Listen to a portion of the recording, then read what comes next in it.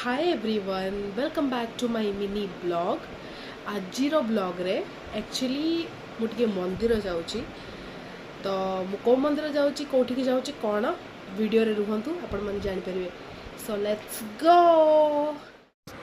So finally आम ए बाहरी जाइचु actually बाहरला परे मु किछि वीडियो बनै पारनी बट रास्ता रे ट्राई करछि वीडियो बनाया पई। तो एबे आमे रास्ता रे जाऊचु मोर पूरा फैमिली पूरा तो नथिला बट मु मो भाउज मो मम्मी तीन जण ही जाउतलु आम सांगरे भाउजन को झियो जाउतला। तो आपण माने एबे तो देखिकी जानी परथिए मु कुआडे जाइची। यस मु भद्रकाली मंदिर जाइतली जोटा कि भद्रक रे अछि। तो बहुत भल लगे माँ को पाखु जीवाई मत तो स्पेशली मुझे घर को छुट्टी रे जाए मु स्पेशली चाहे टिके आरड़ी हो कि मंदिर भद्रकाली हो मुझे दर्शन करने। तो बहुत पीसफुली एबे तो मंदिर बहुत चेंज हो जाए मत रियली बहुत भल लगे।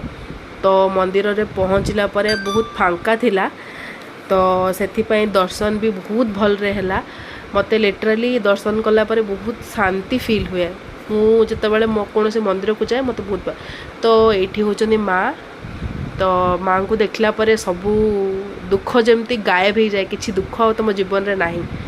तो तापरे मु टिके दीप जाली देली माँ को कौन मागिबी से तो सबू देइचंती दबा लोक भी सी नबा लोक भी सी तो किसी मागिया नहीं आ से जानी थांती कि तांको झियो पे कोटा ठीक तो तांको मागिकी किसी मागिबा भी दरकार नहीं। तो सेटा सरला पर नना ये टिके माँ को जिनस जोगाड़ुले माँ को अर्पण करिवार थिला। तो से तांकर काम करथुले हमकु आमे तो ध्यान रे थिलु बहुत भल लागुतला लिटरली माने एठी नना मु कहिले कि अर्पण करछो जदी तमे निज हाथ रे ही टिके कोन जहा भी तमर इच्छा अछि कि कोन टिके प्रणाम करी कि माँ को पाखरे दियो।